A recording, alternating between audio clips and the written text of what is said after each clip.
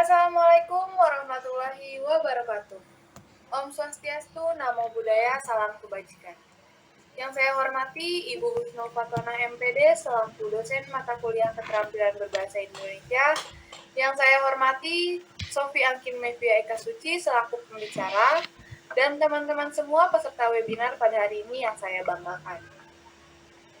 Sebelumnya, marilah kita panjatkan puji syukur kehadirat Tuhan Yang Maha Esa, karena atas rahmat dan nikmatnya kita dapat berkumpul dalam acara webinar pendidikan dengan judul Peningkatan Mutu Siswa Sekolah Dasar Melalui Pendidikan Karakter di Era Digital.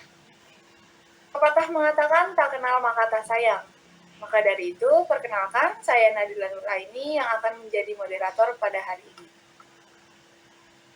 Susunan acara akan saya bacakan. Yang pertama ada pembukaan, lalu penyampaian materi, dilanjut dengan sesi tanya-jawab, kemudian sesi foto bersama, dan yang terakhir penutup.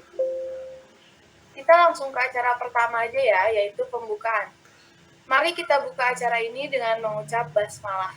Bismillahirrahmanirrahim. Nah, selanjutnya kita ke acara materi nih. Sebelum ke materi, aku mau nyapa teman-teman dulu nih. Halo teman-teman, apa kabar?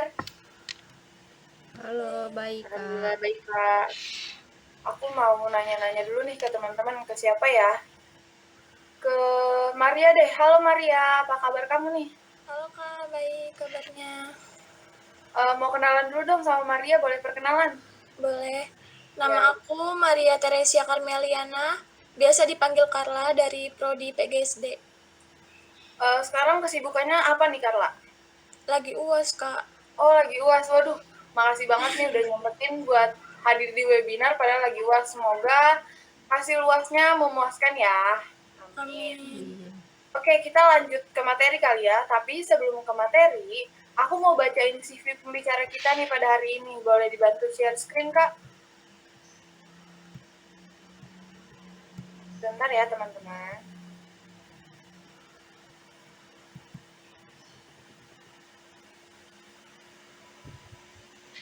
Oke, pembicara kita hari ini yaitu Kak Sofi Angkin Mevia Eka Suci. Biasa dipanggil Kak Sofi. Kak Sofi ini lahir di Magelang tanggal 27 Oktober tahun 2002. Nah, Kak Sofi sekarang umurnya 19 tahun dan statusnya belum menikah. Kak Sofi sekarang sedang menempuh pendidikan di Universitas Esa Unggul Kampus 2 Tangerang, jurusan Pendidikan Guru Sekolah Dasar. Nah, di sini Kak Sofi punya banyak prestasi nih. Yang pertama ada juara 1 lomba karate tingkat nasional tahun 2018, juara 1 lomba pidato tingkat nasional tahun 2019, lalu ada International Junior Science Olympiade, dan yang terakhir ada International Filosofi Olimpiade. Nah, di sini juga ada kontak Kak Sofi buat kalian yang mau ngehubungin Kak Sofi. Nah, Kak Sofi juga punya kemampuan Microsoft nih, ada Microsoft Word, Excel, dan PowerPoint. Kak Sofi hobinya apa sih? Nah, Kak Sofi hobinya tuh bernyanyi, bela diri, dan mendengarkan musik. Nah, ternyata teman-teman, Kak Sofi tuh punya ketertarikan di dunia perfilman, dunia musik, dan fotografi loh. Nah, kita lanjut aja kali ya ke Kak Sofinya. Halo Kak Sofi, apakah udah hadir? Halo, Halo Kak Sofi, apa kabar nih Kak? alhamdulillah baik. Nadira sendiri bagaimana kabarnya? Alhamdulillah nih Kak, baik. Kita langsung ke materi aja kali ya Kak, biar nggak lama. Oke, silahkan Kak Sofi. Baik. Assalamualaikum warahmatullahi wabarakatuh. Waalaikumsalam warahmatullahi wabarakatuh. Sebelumnya, perkenalkan nama saya Sofi Angkin Nevia Eka Suci. Biasanya dipanggil Sofi. Pada kesempatan kali ini, saya akan memaparkan sebuah materi yang berjudul Pendidikan Karakter pada Anak Sekolah Dasar di Era Digital. Sebelumnya, ada yang tahu apa itu pendidikan karakter? Teman-teman, ada yang tahu nggak tuh pendidikan karakter itu apa sih?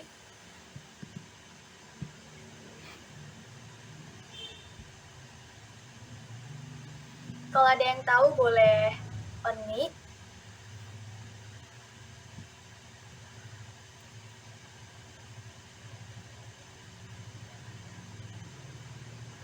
Saya Kak. Iya, Virial, silahkan. Untuk membentuk penyempurnaan diri individu secara terus-menerus dalam melatih kemampuan. Ya, betul. Ada lagi pendapat yang lain? Saya, Kak. Silahkan, Maria. Usaha manusia secara sadar untuk membentuk karakter pribadi. Bagus, jawabannya bagus. Ada yang lain lagi? Saya, Kak. Ya, silahkan, Sinta. Bentuk kegiatan manusia yang di dalamnya terdapat suatu tindakan yang mendidik untuk generasi selanjutnya. Ya, betul sekali pendapat dari para peserta. Nah, seperti yang kita ketahui, pendidikan di era digital saat ini berkembang sangat pesat. Kemajuan dalam bidang teknologi tidak hanya dinikmati oleh orang dewasa saja, tetapi anak-anak usia sekolah dasar juga sudah bisa menikmati hasil dari perkembangan teknologi pada saat ini. Teknologi banyak dimanfaatkan dalam dunia pendidikan, yaitu sebagai sarana dan prasarana interaksi antara pendidik dan peserta didik. Perkembangan teknologi saat ini mempunyai dampak positif dan dampak negatif. Pada saat ini anak juga telah mengenal gaya hidup digital, baik itu di rumah, lingkungan pertemanan, lingkungan sekolah, ataupun lingkungan masyarakat. Era digital tidak hanya punya dampak positif, tapi juga berdampak negatif. Disinilah peran kita sebagai pendidik dan sebagai orang tua, serta sebagai masyarakat, harus membimbing dan mengawasi anak dalam melakukan berbagai aktivitasnya, terutama dalam penggunaan teknologi.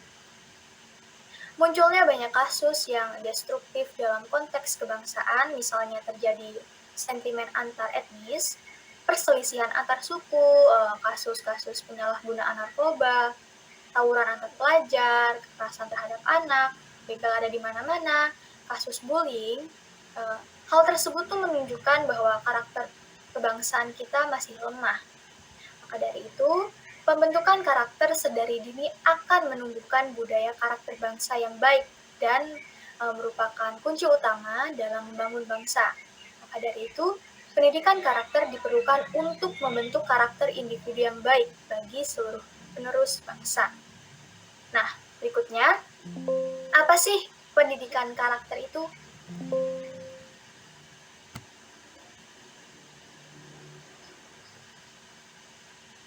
Nah, pendidikan karakter sendiri diartikan sebagai suatu usaha manusia secara sadar dan terencana untuk mendidik dan memberdayakan potensi peserta didik, guna membangun karakter pribadinya sehingga para peserta didik dapat menjadi individu yang bermanfaat bagi diri sendiri dan lingkungannya. Pendidikan karakter adalah suatu sistem pendidikan yang bertujuan untuk menanamkan nilai-nilai karakter kepada peserta didik, yang di dalamnya terdapat komponen pengetahuan, kesadaran, atau kemauan, serta tindakan untuk melakukan nilai-nilai tersebut. Pendidikan karakter sangat erat hubungannya dengan pendidikan moral, di mana tujuannya adalah untuk membentuk dan melatih kemampuan individu secara terus-menerus guna penyempurnaan diri ke arah hidup yang lebih baik.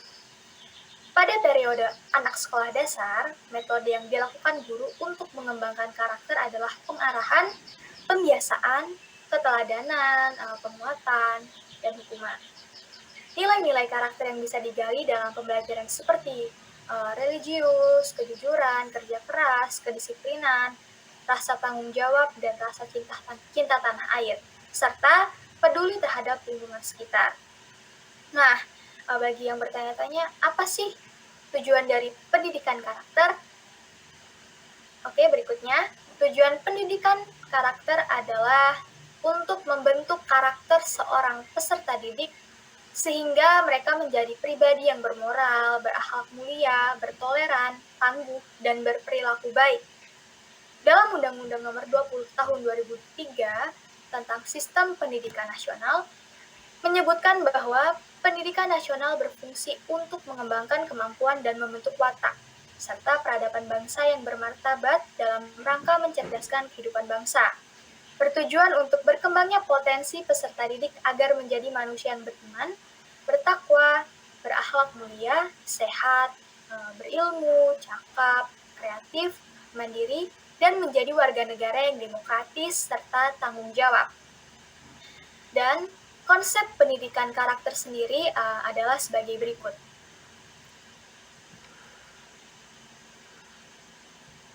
Konsep dasar pendidikan karakter tertuang dalam Permendikbud nomor 23 tentang penumbuhan budi pekerti tahun 2015.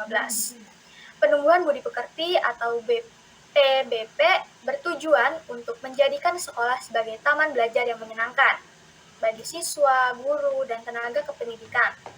Yang kedua, menumbuh kembangkan kebiasaan yang baik sebagai bentuk pendidikan karakter yang dimulai dari lingkungan keluarga, sekolah, dan masyarakat.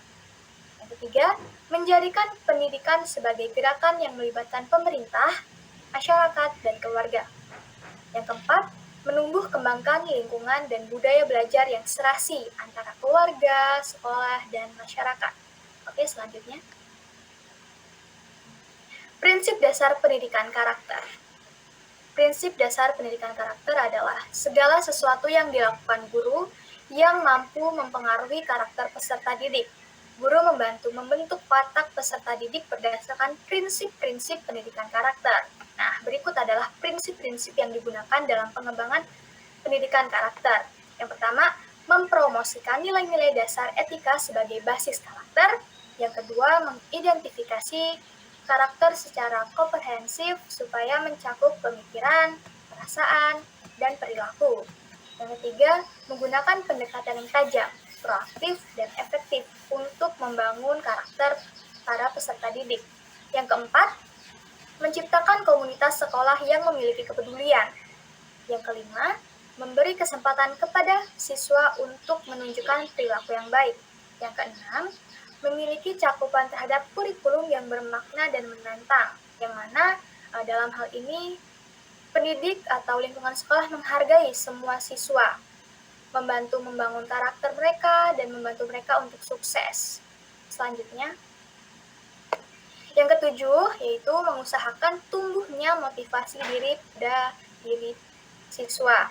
Yang kedelapan, melibatkan staf sekolah sebagai komunitas pembelajaran dan moral untuk berbagi tanggung jawab dalam pendidikan karakter dan untuk mematuhi nilai-nilai inti yang sama dalam membimbing pendidikan peserta didik. Yang kesembilan, menumbuhkan kebersamaan dalam kepemimpinan baik pendidikan karakter. Yang ke-10, melibatkan anggota keluarga dan masyarakat sebagai mitra dalam upaya pembangunan karakter. Dan yang terakhir adalah mengevaluasi karakter sekolah, fungsi staf sekolah sebagai pendidik karakter, dan sejauh mana peserta didik memanifestasikan karakter yang baik. Nah, peran pendidikan dalam penanaman karakter.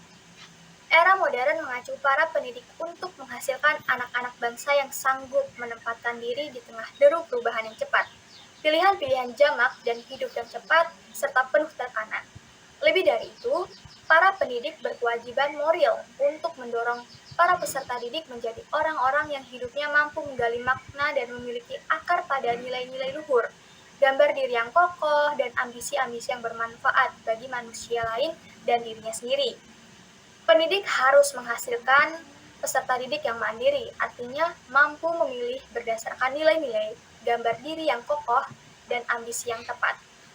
Penanaman karakter dalam perannya dalam bidang pendidikan adalah sebagai berikut. Yang pertama, pembinaan watak meliputi kejujuran, kecerdasan, kepedulian, dan ketangguhan. Nah, hal tersebut merupakan tugas utama pendidikan. Yang kedua, mengubah tahap demi tahap kebiasaan buruk menjadi baik. Yang ketiga, karakter merupakan sifat yang tertanam di dalam jiwa, dan dengan sifat itu, seseorang secara spontan dapat dengan mudah memancarkan sikap, tindakan, dan perbuatan. Yang keempat, karakter adalah sifat yang terwujud dalam kemampuan daya dorong dari dalam diri untuk menampilkan perilaku terpuji dan mengandung kebajikan. Oke, lanjut. Nah, pada era digital saat ini, jarang sekali kan kita melihat anak-anak bermain dengan permainan tradisional. Padahal permainan tradisional dapat memupuk rasa persaudaraan dan keakraban. Anak-anak jadi lebih kreatif dengan menggunakan permainan tradisional. Namun, anak-anak pada zaman sekarang justru banyak berintegrasi dengan teknologi seperti gadget dan video game. Kini, waktu yang dihabiskan anak-anak dengan media setiap hari lebih banyak dibanding bersosialisasi dengan lingkungan sekitar. Waktu yang dihabiskan anak untuk menonton televisi 3 jam di hari sekolah dan 7,4 jam pada hari libur. Waktu bermain gadget rata-rata hampir 2 jam 30 menit atau 9 jam. Maka dari itu yang harus dilakukan oleh orang tua dan guru atau pendidik terhadap anak dalam pengasuhan digital, ya kita perlu mengawasi dan membimbing mereka. Nah, bagaimana sih hal-hal apa saja sih yang dapat dilakukan dalam digital parenting ini? Yang pertama, meningkatkan dan memperbarui wawasan tentang internet dan gadget. Orang tua nggak bisa tuh mengawasi anak-anak jika orang tua nggak bisa menggunakan media sosial dan teknologi yang ada pada saat ini gitu. Jadi orang tua harus belajar untuk mengetahui bagaimana cara menggunakan teknologi dan sebagainya. Dengan begitu orang tua dapat mengawasi dan membimbing anak dalam menggunakan teknologi. Nah, yang kedua, jika di rumah ada internet, posisikan internet tersebut di ruang keluarga dan usahakan ada yang mengawasi dan membimbing anak tersebut saat sedang mengakses internet. Yang ketiga, membatasi waktu anak dalam menggunakan gadget dan internet. Yang keempat, memberikan pemahaman dan kesadaran bersama bagaimana dampak positifnya dan dampak negatifnya gitu. Yang kelima, secara tegas melarang sesegera mungkin jika ada yang tidak pantas ditonton. Yang keenam, menjalin komunikasi yang terbuka dua arah dengan anak-anak. Selanjutnya, nah, dampak positif teknologi sendiri adalah sebagai sarana penyampaian informasi. Kita dapat memberi informasi dan menerima informasi dengan cepat, tepat, dan akurat. Yang kedua, mempermudah akses terhadap informasi baru, memperoleh informasi kapanpun dan dimanapun. Kita dapat memperoleh ilmu pengetahuan, informasi dari internet dalam hitungan detik. Yang ketiga, media sosial. Nah, media sosial ini biasanya mempertemukan individu dengan orang yang baru atau mempertemukan individu dengan teman lama yang jarang sekali bertemu. Dan media sosial biasanya menjadi sarana berbisnis. Yang keempat, membantu dalam mencari informasi bahan pelajaran bagi peserta didik. Nah, kita sebagai calon pendidik pasti tentunya nanti akan menyiapkan bahan ajar bagi peserta didik. Nah, dengan begitu, kita akan memanfaatkan teknologi atau internet yang ada pada zaman sekarang. Dengan bantuan internet, kita dapat menemukan bahan ajar, materi-materi yang ingin kita ajarkan. Selain itu, teknologi pada zaman sekarang bisa sebagai media hiburan, juga sebagai eksistensi seseorang dalam media sosial. Dan yang terakhir adalah mempermudah komunikasi meskipun dalam keadaan jarak jauh. Misalnya, saya punya saudara di Batam dan saya di Tangerang. Nah, kita sudah dapat kemudahan nih untuk berkomunikasi. Walaupun jarak kita jauh, tapi kita tetap bisa berkomunikasi ya melalui internet dan teknologi yang mudah canggih pada zaman sekarang ini. Oke, selanjutnya. Dampak negatif teknologi sendiri adalah anak menjadi individual, mementingkan diri sendiri gitu. Yang kedua, temperamen. Kebiasaan bersosialisasi dengan media sosial membuat anak akan beranggapan bahwa dunia luar adalah sebuah ancaman. Yang ketiga, banyaknya berita hoaks yang tersebar dan banyaknya kasus bullying di media sosial. Yang keempat, rentannya kesehatan mata. Nah, misal kita menggunakan gadget dalam sehari kita menggunakan gadget itu 8 jam, 9 jam tanpa istirahat, maka ini akan berdampak pada kesehatan mata kita. Nah, dari itu kita harus membatasi supaya menjaga kesehatan mata. Yang kelima, radiasi alat teknologi membahayakan kesehatan otak anak. Yang keenam, maraknya kasus penipuan lewat SMS, telepon, dan internet. Yang ketujuh, anak jadi mudah mengakses video porno. Yang kedelapan, anak lupa akan pekerjaan rumah yang ditugaskan oleh guru dan lupa melaksanakan ibadah seperti sholat dan mengaji. Nah, dampak negatif dari teknologi yang terakhir adalah anak menjadi sasaran kejahatan seperti penculikan, pemerkosaan, atau pelecehan seksual. Oke, selanjutnya. Nah, dengan banyaknya kasus bullying pada anak sekolah dasar dan banyak hal negatif yang terjadi dan salah dalam penggunaan teknologi, maka sebagai pendidik dan orang tua harus memberi arahan, bimbingan, dan pengertian bagaimana menggunakan teknologi yang baik dan benar. Peran keluarga dalam pendidikan karakter sendiri adalah orang tua dapat menanamkan nilai kebaikan kepada anak, menanamkan konsep diri pada anak secara alami kepada anak tanpa harus direncanakan terlebih dahulu. Misalnya orang tua menanamkan konsep diri tentang kegigihan pada anak, maka orang tua tinggal mengintegrasikan konsep tersebut dalam perilaku tanpa banyak memberi definisi teori. Yang kedua, orang tua dapat menggunakan cara yang membuat anak memiliki keinginan untuk berbuat baik. Peran yang harus dilakukan orang tua adalah dengan memberikan beberapa contoh cerita kepada anak mengenai karakter yang sedang dibangun. Misalnya ya orang tua bercerita atau mendongeng, tetapi tokoh dalam dongeng dan cerita ini tuh memiliki karakter yang baik gitu. Dengan begitu anak dapat mencontoh perbuatan baik yang dilakukan oleh tokoh dalam cerita tersebut. Oke, lanjut. Yang ketiga, orang tua mengembangkan sikap mencintai perbuatan yang baik pada diri anak. Nah, supaya anak mengembangkan karakter yang baik, maka perlu ada penghargaan bagi anak yang membiasakan melakukan kebaikan. Nah, sebaliknya, jika anak melakukan pelanggaran, diberi hukuman saja, tapi hukumannya bersifat mendidik. Yang keempat, orang tua melaksanakan perbuatan baik setelah memberi pengertian tentang bagaimana berbuat baik, bersikap baik. Nah, setelah itu orang tua memberi anak sebuah praktek atau melaksanakan perbuatan baik tersebut, melaksanakan teori-teori tersebut dalam perbuatan gitu. Karakter yang sudah mulai dibangun melalui konsep diaplikasikan dalam proses pembelajaran informal dalam keluarga.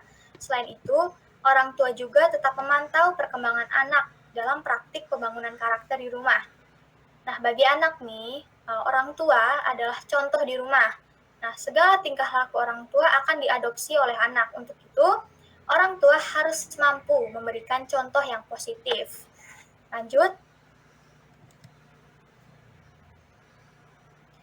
Peran masyarakat dalam pendidikan karakter sendiri adalah masyarakat dapat menyusun suatu kegiatan yang dapat mendukung terwujudnya pembudayaan dan penanaman karakter yang baik bagi seluruh keluarga sekolah, yaitu dengan melakukan kegiatan seperti gotong royong, membersihkan tempat-tempat umum seperti masjid, sungai, dan lainnya. Masyarakat juga memiliki peran penting dalam pendidikan karakter, yaitu sebagai contoh atau model yang dapat menjadi pendorong keberhasilan para siswa dalam menerapkan nilai norma dan kebiasaan-kebiasaan karakter yang baik. Lanjut.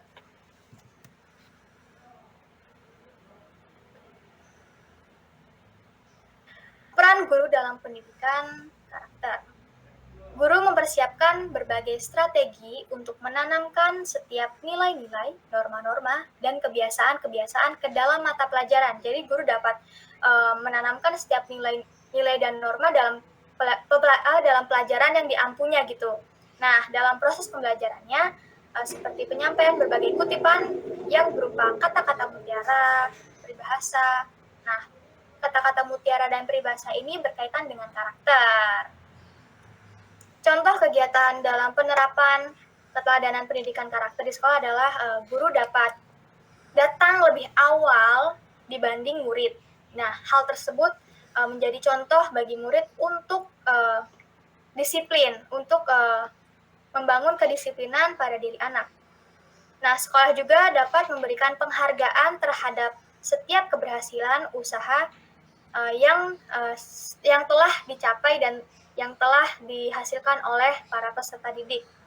Yang terakhir, sekolah dapat menerapkan kegiatan gotong royong setiap akhir semester. Hal tersebut dapat membantu peserta didik membentuk karakter yang baik. Baik, selanjutnya.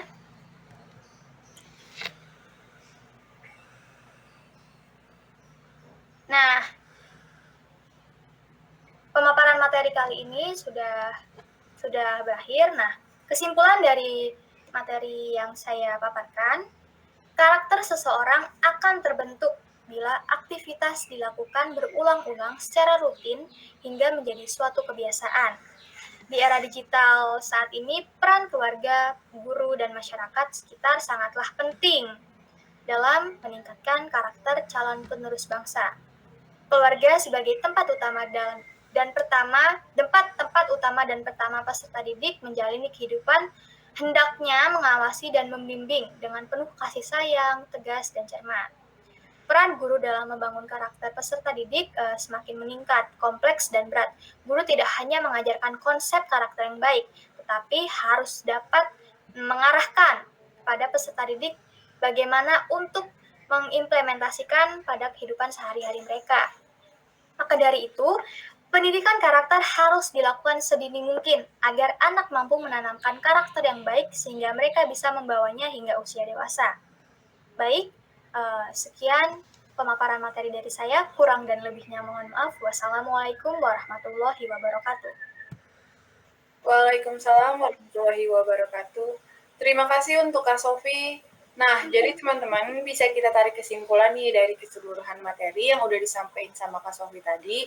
Jadi, kita sebagai calon pendidik harus bisa menanamkan pendidikan karakter kepada peserta didik sedari kecil dan sedini mungkin.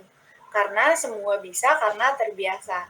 Membiasakan diri membentuk karakter peserta didik mulai dari kecil akan membuat mereka terbiasa dan membawa karakter tersebut hingga dewasa. Baik ya Sofi, kita langsung ke sesi tanya jawab aja kali ya. Boleh?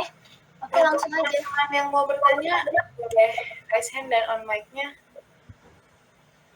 Silahkan. Ayo teman-teman, tanya dong. Kita santai aja bertanya. Ya, silahkan. Sinta. Tujuan pembentukan pendidikan karakter itu apa ya, Kak? Baik, Sinta, terima kasih pertanyaannya. Kita tampung dulu kali ya, Kak. Oke. Ayo, ada lagi nggak nih yang mau nanya nih? Silahkan, Maria. Kegiatan apa saja yang dapat dilakukan di kelas untuk penerapan pendidikan karakter? Oke, baik. Terima kasih, Maria. Ada yang ingin bertanya lagi? Saya, Kak. Ya, silahkan. Dari upaya peningkatan karakter anak, apakah yang menjamin meningkatkan kualitas pada anak di Indonesia? Oke. Baik. Bisa langsung dijawab? Silahkan, Kak Sofi. Oke. Nah, Sinta Deviana bertanya, tujuan pembentukan pendidikan karakter itu untuk apa? Tujuan pembentukan pendidikan karakter sendiri adalah agar peserta didik memiliki perilaku yang baik, beretika, bermoral, yang mana hal tersebut dapat membantu mereka dalam membangun bangsa ini menjadi bangsa yang maju, yang memiliki kualitas warga negara yang baik gitu. Dan pertanyaan dari Virial, dari upaya peningkatan karakter anak, apakah menjamin meningkatnya kualitas anak di Indonesia? Tentu saja menjamin, karena dari penerapan pendidikan yang telah diterapkan tersebut, anak akan memiliki kebiasaan-kebiasaan yang baik juga dengan nilai moral, sehingga dalam diri individu terbentuk karakter yang kuat dan baik. Dan hal tersebut tentu mendukung upaya peningkatan kualitas anak di Indonesia. Dan yang terakhir, pertanyaan dari Maria.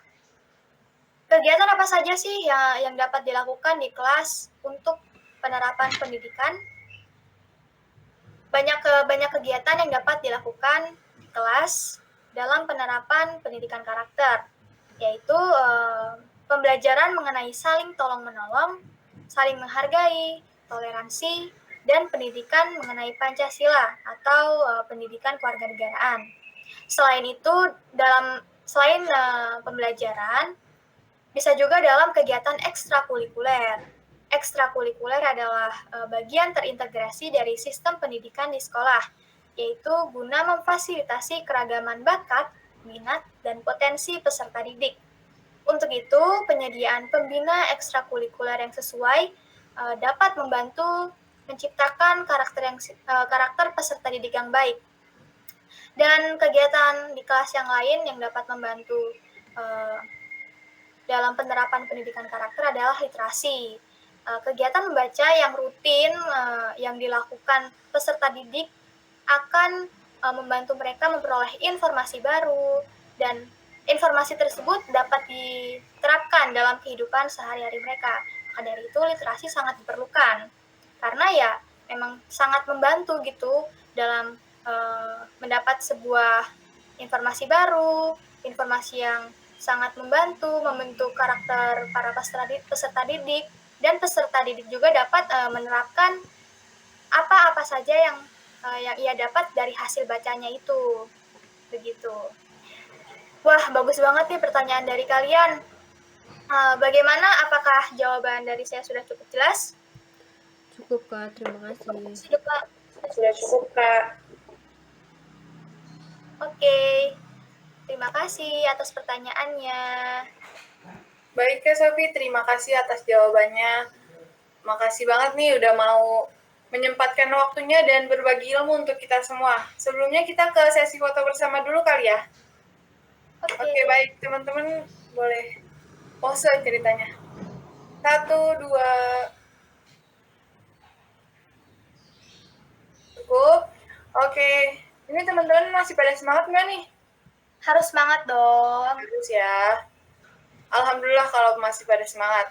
Tapi sayangnya kita udah di penghujung acara nih teman-teman.